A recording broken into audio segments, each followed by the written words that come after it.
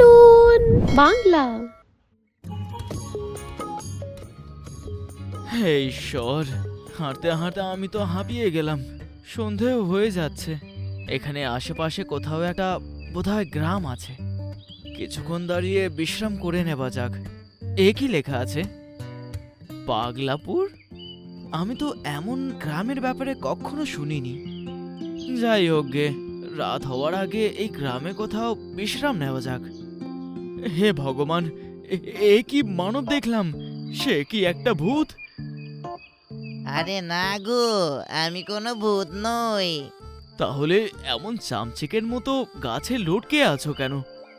আরে দাদা, আমাকে একটা ডাক্তার বলেছিল যে আমার বুদ্ধি আমার হাঁটুর মধ্যে, তাই আমি গাছ থেকে উল্টে লটকে আছি, যাতে আমার হাঁটু থেকে আমার মাথায় বুদ্ধিটা চলে আসে।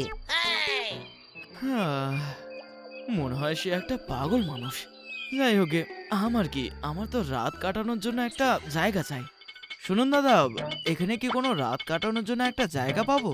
কথাটা হলো, আমি একটা ব্যবসায়ী, তো আমি এই গ্রাম থেকে ওই গ্রামে ব্যবসা করার জন্য ঘুরি। রাত কাটানোর জন্য তোমার জায়গা চাই? হ্যাঁ হ্যাঁ। ঠিক আছে, এখান থেকে ডান দিকে যাও, তারপর বাঁ দিকে, তারপর সোজা, সেখানে তুমি একটা ঘর পাইবে। আচ্ছা, তাহলে কি সেখানে থাকার জায়গা পাবো? না রে পাগলা, সেইখানে তো আমার সঙ্গিনী থাকে, সেখানে ভুলেও যাইবে না। তাহলে কোথায় যাব? সেখান থেকে সোজা গেলে আর একটা গলি পাবে, তারপর সেইখান থেকে বাঁদিকে ঘুরে যাবে, সোজা গিয়ে সেখানে একটা চায়ের দোকান পাবে, যেখানে বিট্টু চালাকে পাবে। সে কি আমাকে থাকার জায়গা বলবে?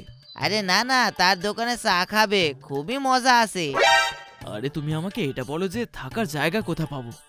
আমি কি করে কই? তুমি কি আমার জামাই যে আমি তোমাকে থাকার জায়গা কইব? হ্যাঁ আরে পাগল কোথাকার, যদি তুমি না জানো তাহলে তুমি এত বকবক কেন করছো? তুই আমাকে পাগল কইলি? তোর এত বড় সাহস! দাঁড়া, এক্ষুনি দেখাচ্ছি। কালু, সিন্টু, রামু, হাগে মারু। বীরজুর ডাক শুনে গ্রামের কয়েকটা ছেলে সেখানে চলে আসে আর মোহনকে ঘিরে দাঁড়ায়। আরে শোনো, এই লোকটা অনেক বড় অপরাধী।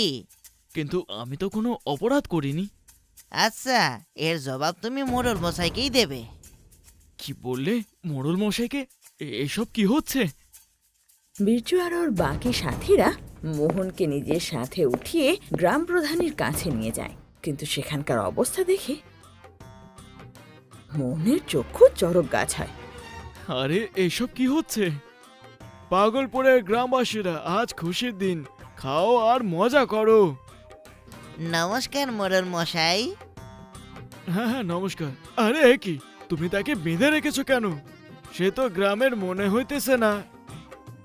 মোড়ল মশাই, এই লোকটি অপরাধ করেছে। সে এই গ্রামের সব থেকে বড় আইন ভেঙেছে, তাই তাকে আপনার কাছে এনেছি আমি। নমস্কার মোড়ল মশাই, আমার নাম মোহন, আমি একটা ব্যবসায়ী। আপনাকে একটু বুদ্ধিমান মনে হচ্ছে, কিন্তু আপনি এই গাধাটার ওপরে কেন? কি বললে, গাধা? কি হলো?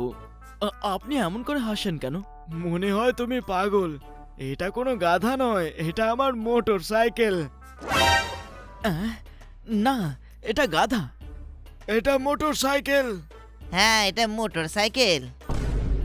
আমি তো কিছু বুঝতেই পারছি না, এরা এমন ব্যবহার করছে কেন? একটা গাধাকে এরা মোটর সাইকেল বলছে, এরা নিশ্চয়ই পাগল। মোড়ল মশাই, এর মাথা বোধহয় খারাপ। কিছুক্ষণ আগে সে আমাকে পাগল বলছিল।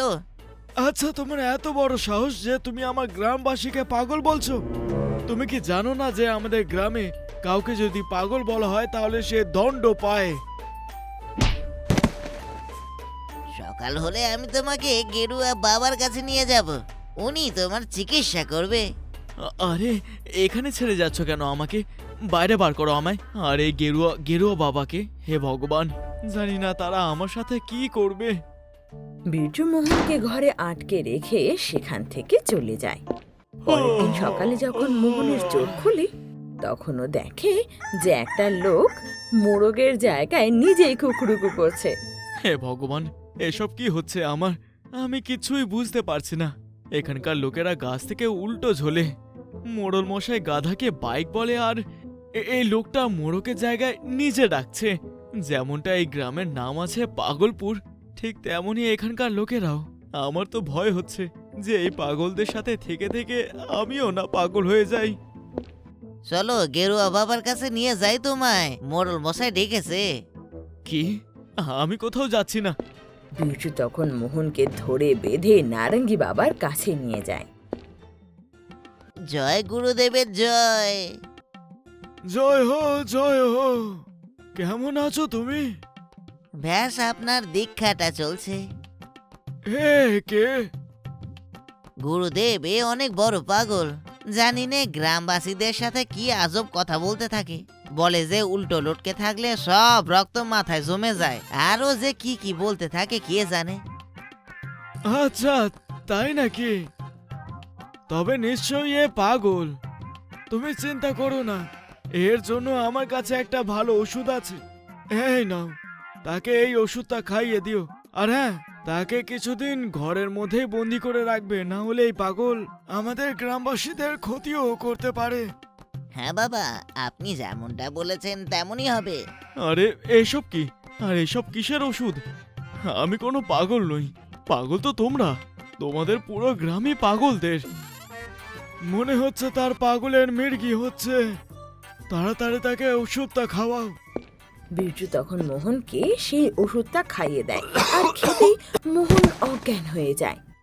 বেশ কয়েক ঘন্টা পর যখন মোহনের চোখ খুলে, তো ও নিজেকে একটা বন্ধ ঘরে পায়। হে ভগবান, এসব কি? আমার মাথাটা এত ঘুরছে কেন? বাবা, কি করা যেতে পারে ওর? হ্যাঁ, ওই লোকটি অন্য কোনো গ্রামের গোয়েন্দা। হ্যাঁ, তুমি ঠিক বলেছ। আর সেই গ্রামবাসীদের মতো পাগলও নয়। যদি সে জানতে পেরে যায় যে আমরা এই গ্রামবাসীদের পাগল করেছি, তাই ও শুনে পুলিশদের না বলে দেয়।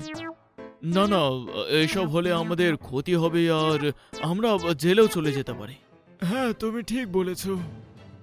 আপাতত আমি তাকে ঘুমের ওষুধ খাইয়ে এখন ঘুম পাড়িয়ে দিয়েছি, কিন্তু যতক্ষণ আমাদের লক্ষ্য পুরো না হয়ে যায় ততক্ষণ তাকে বাইরে যেতে দেবে না। আরে এসব কি চলছে? এই মোড়ল তো কাল পাগলের মতো আচরণ করছিল। আজ তার আওয়াজ দিয়ে তো মনে হচ্ছে না যে সে পাগল। নিশ্চয়ই কোনো গন্ডগোল আছে, আমাকে এটা দেখতেই হবে। মোহনের এবার সেই সাধু বাবা আর গ্রাম প্রধানের উপর সন্দেহ হয়, তাই ও অনেক চেষ্টা করে সেই দরজা খুলে বেরিয়ে আসে, আর সেই সাধু বাবার পিছু নেয় আর একটা গুহায় পৌঁছায়, যেখানে গিয়ে ও দেখে। তাড়াতাড়ি হাত চালাও, আমাদের এই সোনাকে 2 দিনের মধ্যে পাগলপুর থেকে বার করতে হবে।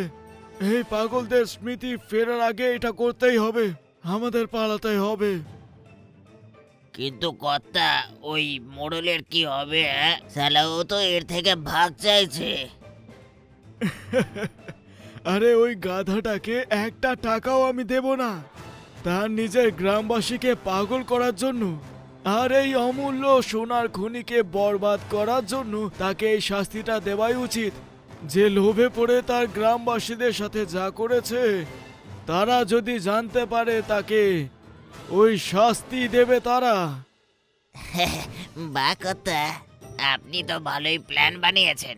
এই দিয়ে সাপও মরে যাবে আর লাঠিও ভাঙবে না। একে বলে নিজের কাম বানতা আর ভাড় মে যায় জানতা। হে ভগবান, এই বাবা তো নকলি। সে এই গ্রামবাসীদেরকে পাগল করে আর এখন ওদের গ্রামকে লুটে পালানোর ধান্দা করছে। আমি এসব করতে দিতে পারি না, আমাকেই করতে হবে এসব।